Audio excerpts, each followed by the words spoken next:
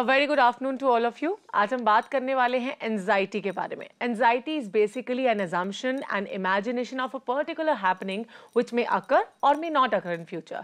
हम अक्सर देखते हैं कि कई बार एक इंसान कुछ ऐसी चीज़ों को, कुछ ऐसी happenings को imagine करने लगता है, assume करने लगता है जो actually उसके साथ ना तो होती हैं, लेकिन हाँ उनके होने के चांसेस ज़रूर हो सकते हैं और ये भी हो सकता है कि फ्यूचर में ऐसे जो चांसेस हैं वो कम हो जाए या फिर ऐसी एक्टिविटी हो ही ना. तो इट इज़ बेसिकली एंजाइटी मेरे अकॉर्डिंग. अब आगे और एंजाइटी के बारे में हम जानेंगे हमारी एक्सपर्ट डॉक्टर प्रतिभा आनंद सिंह के साथ.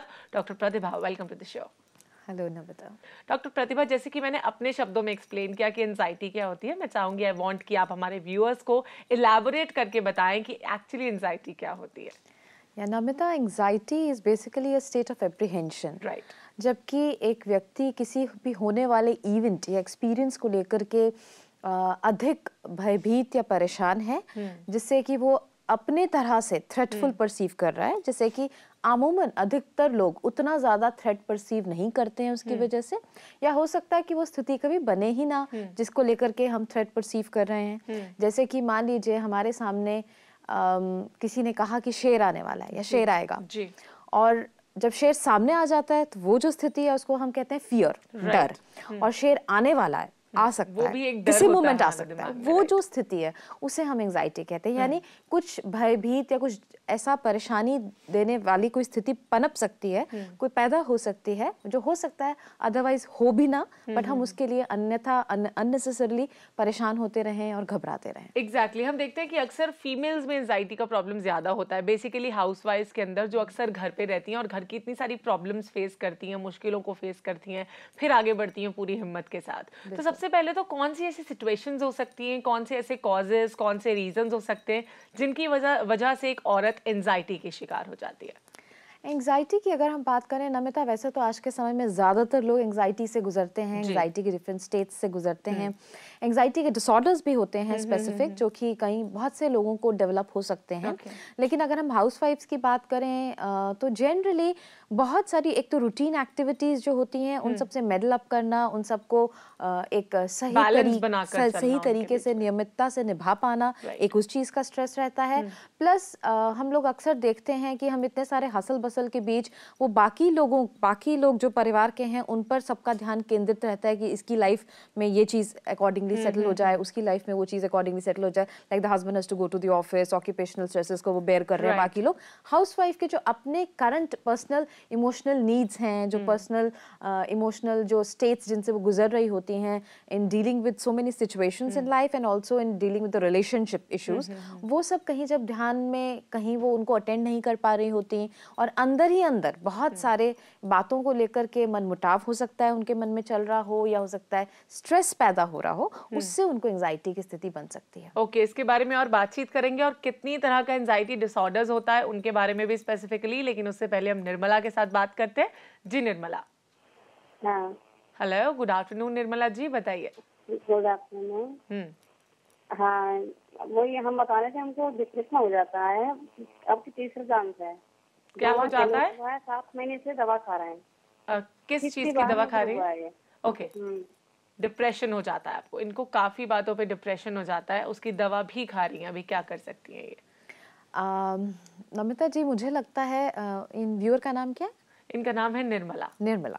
ओके. नमिता, मुझे लगता है निर्मला जी को हो सकता है एक्चुअली डिप्रेशन ही हो, नॉट नेसेसरली कि वो एंग्जाइटी की स्थिति से गुजर रही हैं, बट इनवेरिएबली डिप्रेशन के साथ साथ एंग्जाइटी के सिम्टम्स रहते हैं, एंग्जाइटी के फीचर्स रहते हैं. और बहुत समय देखा जाता है कि एंग्जाइटी के फॉर्म में ही शुरू होता है, होते होते धीरे क्लिनिकल डिप्रेशन का फॉर्म ले लिया जाता है. जो बीमारी है एक्चुअल डिप्रेशन मैनिफेस्ट होने लगता है. शुरू में हो सकता है एंग्जाइटी भी रहे, या डिप्रेशन के साथ साथ भी एंग्जाइटी रहती है. अभी उन्होंने केवल इतनी बात कही कि मुझे उन्हें डिप्रेशन है या वो दवा ले रही हैं. सो इसके कई कारण हो सकते हैं. हमें ये समझने की जरूरत है कि पहले कि उनका जनरल ऑक्यूपेशनल स्टेटस क्या है, उनको जिंदगी में अगर कोई खास परेशानी अगर चल रही है या कोई स्ट्रेस है किसी चीज़ का तो क्यों है। बहुत सारी हाउसवाइफ जो होती हैं वो अपने आप को थोड़ा असमर्थ भी महसूस करती हैं। वो मानती हैं कि शायद मैं घर के कामों से ठीक से कोप अप नहीं कर पा रही हूँ, या मान लीजिए हस्बैंड ने किसी बात पे कुछ क्रिटिसिज्म दे दिया, या बच्चों ने किसी बात पे कुछ क्रिटिसिज्म दे दिया, या किसी ने बात नहीं मानी, तो वो ऐसा मानने लगती हैं, अज्यूम करती हैं कि शायद मैं अपना रोल बहुत एफिशिएंटली नहीं कर पा रही हूँ। तो ये सब चीज़ें भी उनके लिए कोई अंडरलाइंग स्ट्रेस फैक्टर हो सकता है जिसकी वजह से उन्हें डिप्रेशन या एंग्जाइटी महसूस हो रही हो सकती है। डेफिनेटली उनको अगर वो दवा ले रही हैं तो आई एम श्योर वो किसी प्रोफेशनल को कंसल्ट कर रही होंगी। मैं एडवाइस करूंगी कि एक expert and professional mental health professional को ही कंसल्ट करें। जनरल फिजिशियंस या किसी भी रूटीन डॉक्टर को ना करते हुए एक प्रॉपर मेंटल हेल्थ प्रोफेशनल को कंसल्ट करें, यानी एक साइकाइट्रिस्ट या क्लिनिकल साइकोलॉजिस्ट से ही जाके मिलें, अपनी प्रॉब्लम सही से डिस्कस करें। दवा की जरूरत रहेगी तो दवा दी जाएगी, अगर काउंसलिंग या थेरेपी की जरूरत होती होगी तो उनको साइमल्टेनियसली एज एन एडजंक्ट उसमें लेना चाहिए। एग्जैक्टली निर्मला जी, तो पहले ये जानने की जरूरत है कि आपको एक्चुअली डिप्रेशन क्यों हो रहा है, किन बातों की वजह से आप ज्यादा सैड फील करती हैं या फिर डिप्रेस फील करती हैं।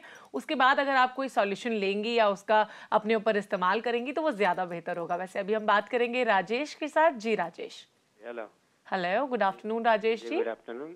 2 साल पहले हमको एक प्रॉब्लम हुआ था, तो जब हम डॉक्टर से दिखलाए वो होता था ऐसा कि दिन भर ना घबराहट बहुत लगता था जी, और जैसे ठंडा पानी पी लिए या ठंडे पानी से नहा लिए तो और बढ़ जाता था उसमें। ओके। तो डॉक्टर जब हम दिखलाए तो वही बोले कि एंजाइटी का जी प्रॉब्लम है, और जैसे रात में सोते थे तो अचानक से नींद टूट जाता है और बहुत घबराहट उस समय में। ओके। तो डॉक्टर ने यही कहा कि एंजाइटी का सिस्टम। एज कितनी है अभी आपकी राजेश जी? 40 है। 40 इयर्स के हैं। एंजाइटी के सिम्टम्स इन्हें नजर आ रहे हैं। इन्होंने कहा कि रात में सोते सोते नींद खुल जाती है, घबराहट बहुत होती है। क्या कर सकते हैं? राजेश जी जो बता रहे हैं डेफिनेटली उनको एंग्जाइटी की समस्या है, और जहाँ तक मैं समझती हूँ इनको जो समस्या है एंग्जाइटी की वो इस लेवल तक जा चुकी है कि हम उसे एक डिसऑर्डर की कैटेगरी में दे सकते हैं। कि अगर उनको रात में ही घबराहट ज़्यादा होती है प्राइमरली, तो maybe night terrors and all जिसमें भी एंग्जाइटी मैनिफेस्ट हो रही होती है, वो समस्या भी दिख रही है। पर एट द सेम टाइम जैसा वो बता रहे थे लगता है दिन में भी नहाते हैं तो हाँ, वो तो एक रैंडम एसोसिएशन भी हो सकता है कि वो ठंडे पानी से उसको जोड़ रहे हैं, नहाने से जोड़ रहे हैं। बट इनवेरिएबली कहीं हम कोरिलेट कर सकते हैं अगर हम इनका रूटीन जाने या समझे। हो सकता है इनको अपने वर्क प्लेस रिलेटेड स्ट्रेस है। जब ये मॉर्निंग में नहा लेते हैं और इनको वर्क प्लेस पे जाने का समय हो रहा होता है, जब उन्हें तैयार होना होता है, यानी नहाने के समय से उनको एंग्जाइटी जनरेट होनी शुरू हो जाती है। सो हो सकता है वर्क प्लेस रिलेटेड स्ट्रेस हो, घर से बाहर निकलने में, चीज़ों से डील करने में उन्हें स्ट्रेस महसूस होता हो। ये केवल मेरा एक अनुमान है। एक्चुअली अगर हम उसे एक्सप्लोर करें उनके नेचर ऑफ प्रॉब्लम को, तब हम उसे बेहतर समझ पाएंगे। तो बहुत सारे लोगों को इस वजह से सोशल चैलेंजेस को फेस करने में या वर्क प्लेस पे कोई स्पेसिफिक स्ट्रेस फैक्टर है उससे कोप अप करने में दिक्कतें आ रही होती हैं, जिसकी वजह से वो एंग्जाइटी महसूस करते हैं। इनवेरिएबली इनकी भी परेशानी इस लेवल तक बढ़ी हुई मालूम होती है, जिसके लिए उन्हें मेंटल हेल्थ प्रोफेशनल से कंसल्ट करने की ज़रूरत है। एट द सेम टाइम इनको बहुत ज़्यादा ज़रूरत है कि रूटीन लाइफ में भी थोड़ी सी रिलैक्सेशन एक्सरसाइजेज अपने उसमें इंट्रोड्यूस करें, खास तौर पे डीप ब्रीदिंग के फॉर्म में। अगर ये 10 मिनट के लिए भी, 5 मिनट के लिए भी कहीं एक पीसफुल प्लेस में कहीं बैठ सकते हैं घर के किसी कोने में और डीप ब्रीदिंग ही करें महज। इनफैक्ट अपने ही कमरे में बैठकर एक साउंड म्यूजिक लगाकर भी एग्जैक्टली बिल्कुल एक पीसफुल म्यूजिक भी, इंस्ट्रूमेंटल म्यूजिक भी प्ले कर सकते हैं। साइमल्टेनियसली वो एक प्रॉपर ब्रीदिंग एक्सरसाइज कर सकते हैं जिसमें ब्रीदिंग पे कंसंट्रेट करके सांस को धीरे से अंदर खींचे और फिर बाहर लें, लिटिल डीपर ब्रेथ्स। इस तरह करें या प्राणायाम करें तो ये सब चीजें भी उन्हें थोड़ा सा रिलैक्स फील करने में मदद करेंगी। But definitely you need to see a mental health professional. Okay, तो माइंड कामिंग एक्सरसाइजेज आपके लिए काफी हेल्पफुल साबित हो सकती हैं राजेश जी। अभी वक्त हो गया एक छोटा सा ब्रेक लेने का कॉल फॉर केयर में। हम अभी हाजिर होते हैं इस छोटे से ब्रेक के बाद। So stay tuned and keep watching call for care.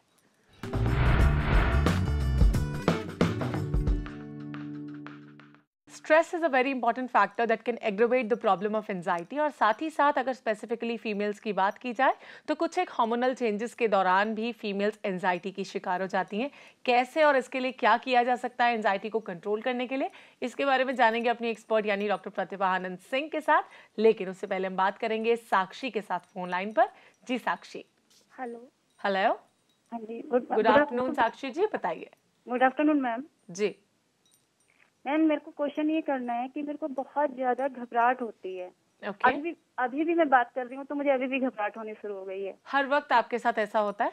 नहीं मैम, जैसे मैं कोई बैड न्यूज सुन लेती हूँ तो वो सारी बातें मैं अपने बच्चों में देखने लग जाती हूँ और मुझे इतनी घबराहट होती है कि मैं पूरे घर में चक्कर लगाने लगती हूँ, फिर छत पे जाती हूँ या गेट से बाहर चली जाती हूँ। और मेरे को ऐसे होता है कि कोई मेरे को मेरे सामने बच्चे लाकर खड़े कर दे, मतलब वो सारी बैड न्यूज मैं अपने बच्चों में देखने लग जाती हूँ और मेरे को इतनी घबराहट होती है कि फिर लगता है कि पूरे परिवार के लोग मेरे आमने सामने रहें। ओके, बिल्कुल इन्होंने वही सिम्टम बताए जैसे कि हमने शुरुआत में बात की, खुद ही एक एजम्पशन ले लेना, एक चीज को अज्यूम करना जो शायद हो भी सकती है और नहीं भी हो सकती। तो इन्होंने बैड न्यूज से रिलेट किया, क्या कर सकती हैं अभी? ये जो पर्टिकुलर परिस्थिति की बात कर रही हैं, जिस तरह के सिम्टम से बता रही हैं, इसको हम क्लिनिकल और टेक्निकल टर्मिनोलॉजी में बात करें तो ऑब्सेसिव कंपल्सिव डिसऑर्डर कहते हैं। यानी कुछ तरह के रूमिनेटिंग थॉट्स दिमाग में आने लगते हैं जो बार बार दिमाग में इनवेरिएबली आपके कंट्रोल करने के बावजूद दिमाग में आ जाएंगे। They will intrude into your thought process. Actually they are out of control. Exactly, या intrude into your thought process, और ये आपके कंट्रोल के बाहर है और वो इनवेरिएबली बार बार आएंगे। आप जितना भी चाहें वो आपको बार बार परेशान करेंगे। तो डेफिनेटली अगेन, जहाँ जैसे हम बात कर रहे थे, ये भी एक स्पेसिफिक डिसऑर्डर कंडीशन है जिसमें दवाई का एक बहुत इंपॉर्टेंट रोल होता है। साइकाट्रिस्ट से मिलना इनके लिए इनवेरिएबली बहुत इंपॉर्टेंट है। एट द सेम टाइम थोड़ी सी थॉट डिस्ट्रैक्शन एक्सरसाइजेस करनी, रिलैक्सेशन करनी इनके लिए ज़रूरी है। कुछ भी चीज़, कोई भी चीज़ जो इनको पॉजिटिवली हीलिंग फील होती है, जिसमें जैसे कि कोई अच्छा टेक्स्ट रीड करना हो सकता है, वो इनके इंटरेस्ट की कोई भी चीज़ हो सकती है। हो सकता है वो कोई कुकरी मैगजीन रीड कर रही हो या कोई रिलीजियस बुक रीड कर रही हो, मतलब उनके इंटरेस्ट की कोई चीज़ हो। ज़रूरी नहीं है कि सपोज जनरल रीडिंग में भी आई माइट से कुछ रीड करने से डजंट इम्प्लाई कि आप कुछ भी न्यूज़पेपर रीड कर रहे हैं, कुछ भी हो सकता है वो आपको इंटरेस्ट ना दे रहे हो। एग्जैक्टली, कोई स्टोरी रीडिंग या कोई भी चीज़ जो अपने इंटरेस्ट का है और एनग्रॉसिंग परसीव करते हैं, उसे रीड कीजिए। खासतौर पे अपने आप को खाली ना रहने दीजिए। कुछ ना कुछ इंटरेस्टिंग कुकिंग करने की कोशिश कीजिए, कुछ अच्छा टीवी पे प्रोग्राम देखने की कोशिश कीजिए। नेगेटिव तरह की पीसेस ऑफ इंफॉर्मेशन को जनरली अवॉइड कीजिए, फिल्टर आउट कीजिए। अपने एनवायरनमेंट में भी अगर जहाँ नेगेटिव क्यूज हैं, नेगेटिव अकरेंसेस को लेके, उस इंफॉर्मेशन को फर्दर मत अपने तक पहुँचने दीजिए। अवॉइड कीजिए उनको सुनना, उनके बारे में बातचीत करना, या फिर किसी समझदार व्यक्ति से बैठ के उसके बारे में एलैबोरेटली बातचीत करें। Okay, so that can also be there. और इसके अलावा relaxation exercises are always a must. Some amount of yoga, some amount of relaxation exercises, even doing things as drawing and painting, sublimation exercises मानी जाती हैं इनको, कि इसमें दूसरी तरह से हम अपने अंदरूनी एंजाइटीज को बाहर निकाल सकते हैं। जैसे अगर आपको शौक है तो ड्राइंग एंड पेंटिंग या कुछ भी और क्रिएटिव करना, कुछ creative banana, may be knitting और स्टिचिंग और cooking something interesting, that is very essential. बच्चों के साथ प्रोडक्टिव समय बिताएं, उनकी कुछ पढ़ाई में प्रोडक्टिवली जहां तक हेल्प कर सकते हैं करें, या कुछ और क्रिएटिव करने की कोशिश करें रादर देन खाली रहने के। And definitely see a mental health professional. Okay, तो ओवरऑल आपको खुद को बिजी रखने की बहुत जरूरत है। जितने ज्यादा नेगेटिव थॉट्स को अपने दिमाग में नहीं आने देंगी, जितने ज्यादा पॉजिटिव थॉट्स इनकलकेट होंगे आपके माइंड में, उतनी ही जल्दी आपका एंजाइटी लेवल कम हो जाएगा, घबराहट खुद ब खुद दूर होती जाएगी। अभी बात करेंगे एक और कॉलर के साथ। हेलो, रुचिका हमसे फोन लाइन पर बात करेंगी। जी Ruchika. Hi ma'am, I am Ruchika, I am 32 years old. Hello Ruchika, बताइए। मैम, मैं बचपन से एपिलेप्टिक हूँ और मतलब I been married since 10 years now और मेरा 7 साल का बेटा है। और मैं जॉइंट फैमिली में हूँ और एक लोअर मिडिल क्लास फैमिली में हूँ अभी, और आई फ्रॉम अ रिच फैमिली। तो एक्चुअली होता क्या है कि my younger sister-in-law and my Elder sister-in-law, पहले उनके साथ मेरा रिलेशनशिप ठीक नहीं, वाइफ एल्डर सिस्टर-इन-लॉ, तो अब वो सब अलग हो चुके हैं, लेकिन दोनों सिस्टर-इन-लॉ विद मी। तो वो मुझे मेरा दिमाग बहुत खराब करने की कोशिश करती है। मतलब she has done her MA and everything, even I am highly educated in everything, but वो मेरे बच्चे को मुझे मेंटली टॉर्चर, और मुझे बहुत तकलीफ होती है। और अभी मुझे रिसेंटली मार्च में एंजाइटी अटैक आया था, जिसकी वजह से मुझे ये क्या कहते हैं, श्री गंगाराम हॉस्पिटल में ले जाया गया था। और मतलब बहुत ज्यादा तबीयत मेरी खराब हो गई थी। और मतलब मैं जब भी पानी का ग्लास नहीं खाती हूँ तो मेरे हाथ में कपकपी सी होती है ना, मेरी अंदर से सोचता हूँ तो ऐसी वेरी स्कैर्ड ऑफ है, क्योंकि वो अपना मतलब निकालने के, मेरा कोई इंटेंशन नहीं है किसी की बुराई करने का, लेकिन मतलब द ओनली थिंग इज कि वो अपना काम निकालने के लिए वो मेरे पास आती है, बहुत प्यार से बात करती है। और मुझे अंदर से पता है, सब लोगों ने मुझे समझाया हुआ है कि ऐसी सी बात है तो मैं मेरे पेरेंट्स से अपने आप को बहुत प्रिजी करने की कोशिश करती हूँ।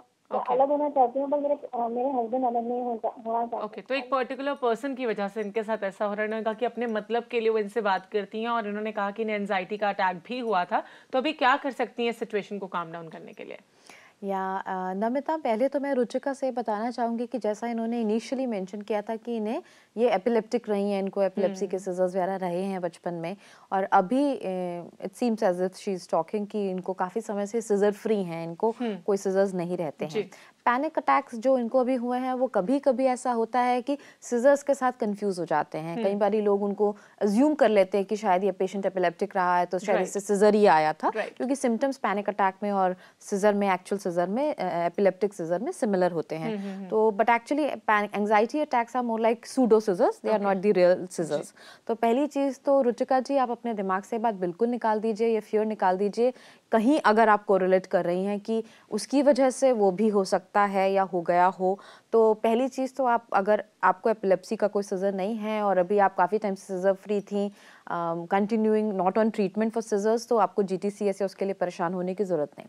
अब रही बात एंजाइटी और पैनिक अटैक की। पैनिक अटैक है यानी इनवेरिएबली बहुत एक्सट्रीम लेवल ऑफ एंजाइटी, ये अपनी करंट लाइफ सिचुएशन को लेकर परसीव कर रही हैं, पानी पीने में भी हाथ कांप रहा है एंड ऑल, तो that all indicates extreme level of heightened anxieties, जिसके लिए पहली चीज़ तो मैं ये एडवाइस करूँगी कि आपको डेफिनेटली अंडर ट्रीटमेंट कंटिन्यू रहने की ज़रूरत है। दूसरी चीज़, अगर हो सके तो take a break from the current life situation. आप अपने घर चले जाएं, आप कहीं और किसी रिलेटिव के यहाँ चले जाएं, किसी फ्रेंड के, अपने एनवायरनमेंट को थोड़ी देर के लिए बदलिए, कुछ एक छोटा सा ब्रेक दीजिए, however short it might be, but try to take a break from the current life situation which is very very essential for you, ताकि आप अपनी करंट जो आपकी एंजाइटी की स्थिति बनी हुई है उससे बाहर आने में आपको कुछ मदद मिल सके। Then secondly, at the same time, apart from दवाइयाँ एंड ऑल, जो हम रिलैक्सेशन की बात कर रहे थे, इसके बारे में बात करेंगे, लेकिन इस छोटे से ब्रेक के बाद, बिकॉज कॉल फॉर में वक्त हो गया एक और छोटे से ब्रेक का, तो आप कहीं मत जाइए, देखते रहिए प्रज्ञा, जो आपको मिलाए बेहतर आपसे।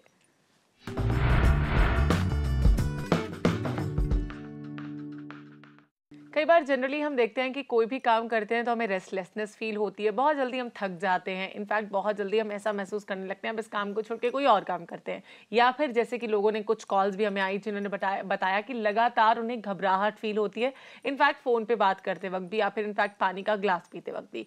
ये सब संकेत हैं एंजाइटी के। इसके अलावा अब द मेन मैटर इज कि कैसे कंट्रोल किया जाए एंजाइटी को, माइंड रिलैक्सिंग एक्सरसाइजेज या माइंड कामिंग एक्सरसाइजेज के अलावा। तो इसके बारे में जानेंगे अपने एक्सपर्ट से, लेकिन उससे पहले रुचिका ने हमसे पूछा था कि उन्हें कोई एक पर्टिकुलर पर्सन परेशान कर रहा है, जिसका ओवरऑल आंसर तो हम दे चुके थे, लेकिन आप एक टिप बताना आपका रह गया था। या नमिता, इसमें ये है कि रुचिका जिन लोगों की बात कर रही है वो basically we can say they are the family members in the relationship. So रिश्तों को बहुत ही एहतियात से और बहुत ही सिस्टमैटिकली डील करना, हैंडल करना बहुत ज़रूरी रहता है। रिश्ते अपने आप में थ्रेट नहीं होते, उसमें हम थ्रेट को परसीव करने लगते हैं। तो अल्टीमेटली कुछ हद तक अपनी सोच की जो प्रक्रिया है, थॉट प्रोसेस को, जिसमें हम चीज़ों को बहुत इजीली थ्रेटफुल परसीव कर रहे हैं, उसको भी कहीं ना कहीं बदलने और करेक्ट करने की बहुत ज़रूरत होती है, which is directly related to anxiety. Exactly, क्योंकि अपनी फीलिंग्स को समझने के साथ साथ सामने वाला हमसे क्या चाहता है, क्या एक्सपेक्ट करता है, उसे भी समझने की ज़रूरत है। तो अगर आप ऐसा करने लगेंगे, मतलब आप अपने इमोशंस को तो समझेंगे, लेकिन साथ साथ दूसरों के भी इमोशंस को समझने की कोशिश करेंगे, तो एंजाइटी लेवल खुद ब खुद कंट्रोल होने लगेगा। Along with dealing with them in a more strategic manner. Exactly. अभी बात करेंगे हम एक और कॉलर के साथ, पूजा हमसे फोन लाइन पर बात करेंगी। जी पूजा। हेलो। हेलो। यस मैम, नमस्ते। जी नमस्कार, बताइए पूजा जी। मैं से बात कर रही हूँ मैम। जी मैम, मेरी ना एंजाइटी की मेडिसिन तो चल रही हैं। एक बार मैं रात को सो रही थी तो मेरे पीछे सर की नस वाइब्रेट हुई थी जी। तो हमने डॉक्टर्स को दिखाया, कईयों को कहते हैं गैस है, तो फिर एक डॉक्टर को दिखाया, उन्होंने बोला कि ये एंजाइटी है। मुझे घबराहट होने लग गई, हाथ पैर एकदम ठंडे हो गए। ओके। तो रात को इन्होंने कहा कि एकदम सो रही थी तो इनको बहुत घबराहट फील होने लगी, विच इज डॉक्टर से कंफर्म करने के बाद एंजाइटी ही निकली। तो क्या कर सकती हैं अभी ये? डेफिनेटली जैसा ये भी बता रही थी, it seems to be like a panic attack, जो एंजाइटी का एक कॉमन मैनिफेस्टेशन है, apart from generalised anxiety disorder या ऑब्सेसिव कंपल्सिव डिसऑर्डर जिसकी हम बात कर रहे थे, या फोबियाज जिनकी हम अदरवाइज हम बात, हाँ, कई स्पेसिफिक डिसऑर्डर सिचुएशंस हैं। पैनिक अटैक्स कई बार लोगों को हो जाते हैं एक्सट्रीम एंजाइटी स्टेट्स में, इनको भी है। यानी प्राइमरीली फर्स्ट ऑफ ऑल पहले तो इन्हें समझने की ज़रूरत है कि बहुत सारे लोग एक्सट्रीम एंजाइटी स्टेट्स को या पैनिक अटैक्स को कोई बड़ी बीमारी से कोरिलेट कर लेते हैं। सो she first has to be psycho educated about the fact कि उनको कोई बड़ी बीमारी, या लोग बहुत अक्सर palpitations जो एक्सट्रीम होते हैं एंजाइटी में, उनको कोई दिल की बीमारी से कोरिलेट करने लगते हैं, या कोई और बड़ा शारीरिक सिम्टम परसीव करने लगते हैं, पसीने आने से, शॉर्टनेस ऑफ ब्रेथ होने से, you know they need to understand कि पहली चीज़ तो ये सब एंग्जाइटी है which is not life threatening, right, not life threatening, and secondly relaxation exercises की ज़रूरत है, thought distraction and thought stopping की ज़रूरत है, नेगेटिव थॉट प्रोसेस से बाहर निकलने की, and thirdly the most important thing is mind and body are correlated. Anxiety में जो भी सिम्टम्स हैं वो बॉडी मैनिफेस्ट कर रही है, लेकिन करंट माइंड के थॉट प्रोसेस की वजह से कर रही है। सो कहीं ना कहीं हम अपने आप को इन्फीरियर, कहीं ना कहीं हम अपने आप को इनकम्प्लीट, इनएडिक्वेट परसीव कर रहे हैं, अपनी क्षमताओं को कम परसीव कर रहे हैं कि शायद अगर वो थ्रेटफुल सिचुएशन आए या स्ट्रेस आए तो शायद हम उससे कोप अप नहीं कर पाएंगे। तो ये समझना बहुत जरूरी है कि we have all the capacities and we have all the adequacy to deal with all stresses in life. Exactly, because जिंदगी है जीने का नाम, चलने का नाम, तो चलते जाइए, जीते जाइए और मुश्किलों को पार करते जाइए। आपको पता भी नहीं लगेगा कि कैसे आप आगे बढ़ गए और आपको आगे इतनी अच्छी खुशियां मिल गई। अभी बात करेंगे एक और कॉलर के साथ, प्रेम कुमार जी हमारे साथ बात करेंगे फोन लाइन पर। जी प्रेम जी। नमस्कार। नमस्कार।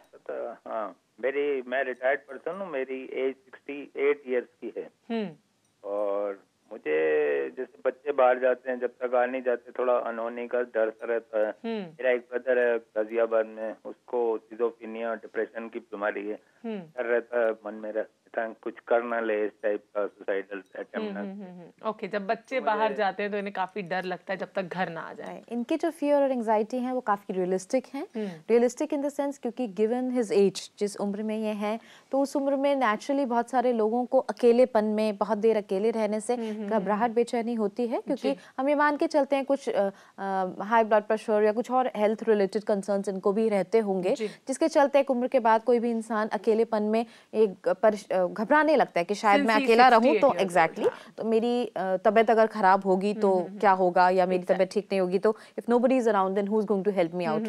तो ये एक स्थिति डेफिनेटली रहती है। तो ऐसे में पहली चीज तो अपने आप को एक तो अपनी क्षमताओं को डाउट नहीं करना, जो बहुत जरूरी है।